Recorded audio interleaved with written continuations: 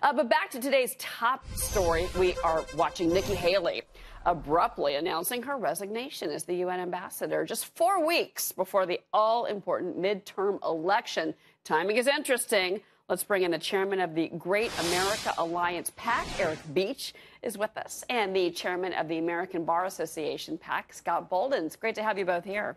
Good afternoon. Yeah, Eric, I want to start with you on this because it's interesting that the timing of all of this. Do you think that this could maybe hurt the president because a lot of folks didn't expect her to walk out?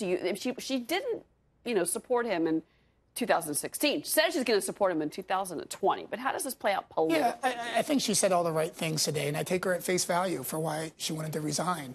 And Nikki Haley was very popular. According to Quinnipiac poll in April, she had the highest rating of any cabinet member, approval rating of any cabinet member. So she's well-liked. And she's also well-liked around the world. So I think she's still going to have a powerful position and a powerful voice, not just for the Republican Party in the midterms, but for the president in 2020. Yeah, and, Scott, we're all kind of wondering, here she was at the top of her game, really a success story at the UN. If you think about all the things, the barriers she broke down, her fights with Iran, with North Korea, pulling out of the council that she felt was, frankly, a freak show. I mean, there's things that she did that really showed us that she could be strong. Do you think that there's a Senate position in her future? She was governor of South Carolina. Is there a place for her, do you think, in the future?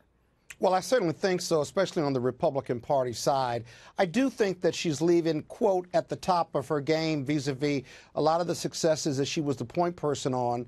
But I think between John Bolton and Pompeo and their new positions, I think she felt politically squeezed a lot. I don't think she was a political insider as much as she was before Bolton and before Pompeo took their positions. But she's leaving on her own terms. I think 2 years is a long time to say, I'm not running against this president, although I don't think anybody's going to run against him in 2020. But I do take her at a face value that public service doesn't pay a lot of money. Private sector will open the doors for her as well as their checkbooks.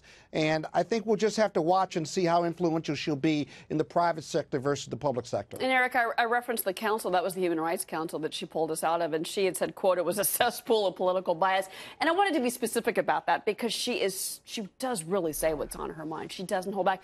That could be good in the Republican Party, even if it is potentially a Senate race, for example. She has a wonderful record of being independently minded. And, look, at the UN, we made it clear to the rest of the world that this president, this administration is going to put America policies first. And she implemented that.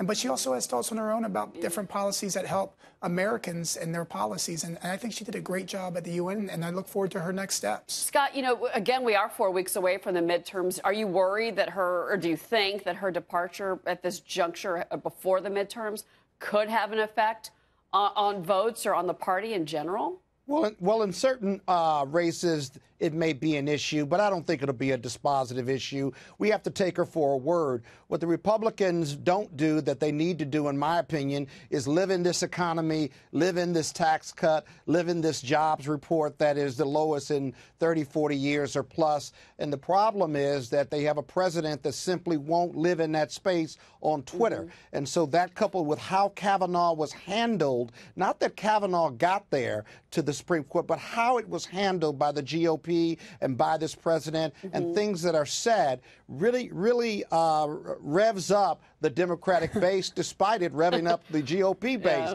Yeah. We've got him as our ally vis-a-vis his Twitter account, and that's what they need to worry about, especially in those red states that are very competitive. Eric, you've got to respond to that. You have to. Yeah. I would love, as a Republican, my friend Scott said it best, but what I would say is this, if this is a referendum on how the Kavanaugh process was handled between the Democrats and Republicans, great for Republicans. We look forward to that debate, but I look forward to it, Scott. We'll see you on the campaign trail. Absolutely.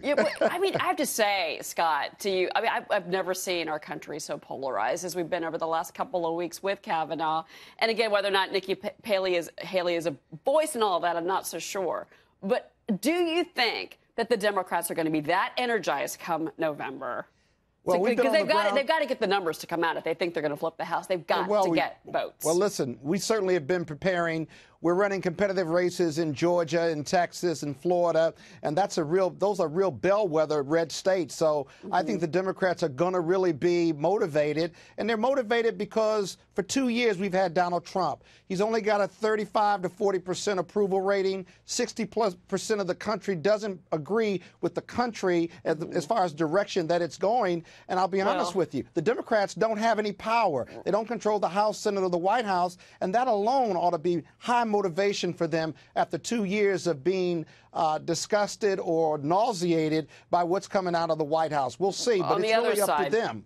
I do have to run. I'm out of time, but really quick to you, Eric. But if you look at Arizona, you look at Texas, you look at Florida, you look at Nevada, there's some real competitive races. For competitive the GOP, races. Let's be honest. Yeah, and we have 41 out of 48 Republican seats in the House that we're trying to defend. So it's going to be a great 4 weeks. But I think we'll come out top as Republicans. It is going to be very exciting, guys. Very exciting. Yeah, the Senate will be a key because if we turn the Senate and that's a toss-up, then we're looking at a completely different political arena. I can't disagree with you on that, Scott, because I think the Senate is more in play than people realize. I think that's starting to kind of come forth in some of the polling we've seen in the states. I wish I had more time. I could talk about this for an hour. Eric and Scott, thank you very much. It's great to have you both here.